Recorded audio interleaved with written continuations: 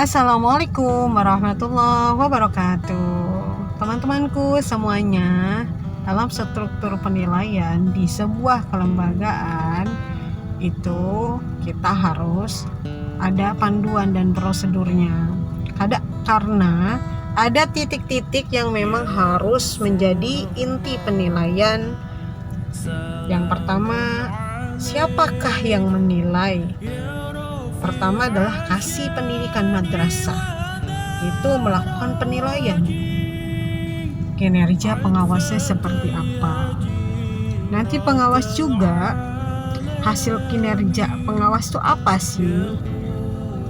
Yaitu memberikan bimbingan, memberikan arahan kepada sekolah-sekolah yang memang perlu untuk ditingkatkan lagi dari sisi 8 standar tadi misalkan ya.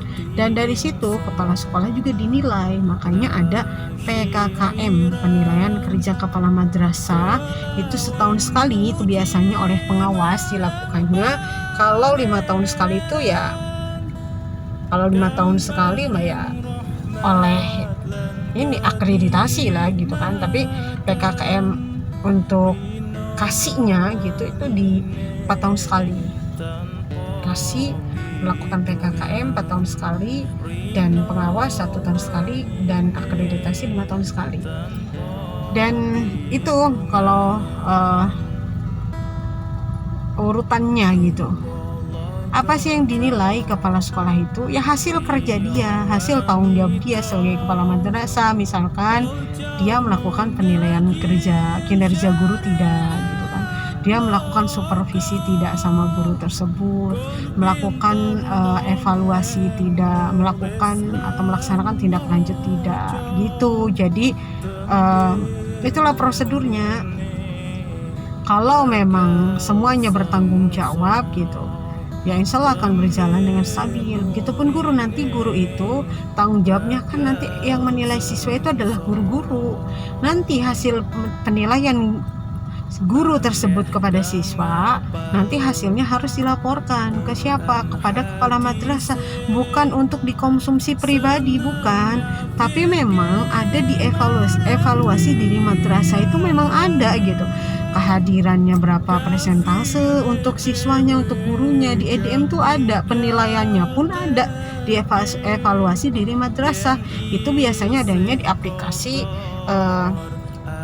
BOS gitu, sebagai acuan untuk pengajuan BOS di tahun berikutnya. Misalkan kalau BOS pengajuan tahun 2024 itu ngacunya di mana? Di EDM tahun 2023 begitu. Makanya EDM itu harus diisi. Itu yang mungkin banyak orang tidak tahu. Dikira kepala sekolah minta tuntutan laporan itu mau jadi bos gitu, mau nganggap budak. Tidak, sama sekali tidak. Jadi kalau sampai ada orang yang berpikir kepala sekolah minta kinerja guru-guru itu segera diselesaikan, dianggapnya memperbudak, anggapnya teman. Tidak sama sekali. Tapi memang lagi menjalankan tugasnya saja, tidak gitu ya. Makanya agak susah gitu. Sampai kapanpun kalau pikiran seperti ini selalu ada, ya agak susah gitu. Selalu berpikir ketika menjalankan tugas kepala madrasahnya dianggapnya mendikte, dianggapnya menganggap budak, dianggapnya menganggap teman. Sama sekali tidak, karena memang saya juga dituntut oleh atasan saya gitu kan, dituntut oleh pengawas, oleh kasih gitu kan, kinerja kepalanya bagaimana di lapangan begitu. Ya kalau ketika PKKM ataupun akreditasi gitu kan, untuk perangkat pembelajaran yang ditanya siapa? Kepala. Sama nanti kepala itu akan didampingi oleh siapa? Kurikulum terkait dengan administrasi pembelajaran begitu. Jadi sama sekali tidak seperti itu. Makanya memang susah gitu ketika dalam sebuah organisasi, ketika kepala sekolah itu sudah tidak dianggap gitu kan, ketika menjalankan tugas dianggapnya negatif, ketika tidak menjalankan tugas dianggapnya negatif pula gitu kan. Ya karena sampai kapanpun gitu kan, ketika orang itu tidak seneng, ketika melakukan kebaikan aja dianggapnya buruk. apalagi melakukan hal yang buruknya diangkat gitu, supaya apa? Supaya terlihat buruk gitu. Jadi memang jalan satu-satunya memang cari tempat yang memang dimana kita dipahami gitu tugas dan kewajiban kita dimengerti gitu. Oh, itu lagi menjalankan tugas dan kewajibannya sebagai kepala gitu. Jadi kalau seandainya berpikirnya seperti itu, orang-orang yang berada di dalam sebuah organisasi tersebut ya si malakama juga, mau A bingung, mau B bingung, karena apapun yang dilakukannya dianggapnya buruk gitu. Apalagi kalau misalkan masa awal kepemimpinannya memang sudah tidak diharapkan gitu, ya pasti perjalanan berikutnya juga tidak akan diharapkan sama sekali. Makanya ya perlu sadar diri kepala sekolah itu, sadar dirinya apa? Coba sadar diri gitu. Berarti memang tidak tepat, harus keluar gitu solusinya, jangan malah bertahan. Ya memang apa sih yang membuat bertahan? Ya banyak hal yang membuat bertahan, bukan masalah uang ya. Masalah uang itu bisa dicari di luar gitu kan. Bukan masalah mental juga gitu, yang sudah dibunuh mentalnya semenjak awal jadi kepala sekolah misal gitu kan. Sudah dibunuh oleh sikap-sikap yang selalu negatif gitu kan. Ya bukan itu, tapi masalahnya pertimbangannya itu adalah banyak gitu. Bisa karena orang tua gitu kan, itu pertimbangannya gitu. Banyak hal gitu, keluarga gitu kan. Dan amanah yang paling penting gitu, amanah orang tua gitu. Ya walaupun saya sendiri belum merasakan jadi seorang yang istilahnya orang tua lah istilahnya gitu ya. Ya pasti orang tua manapun ketika mempunyai lembaga pendidikan yang sangat besar, pasti ketika mengangkat untuk jadi pimpinannya, kepala sekolahnya, pasti gak akan ngangkat muridnya, tidak, tapi akan ngangkat anaknya gitu.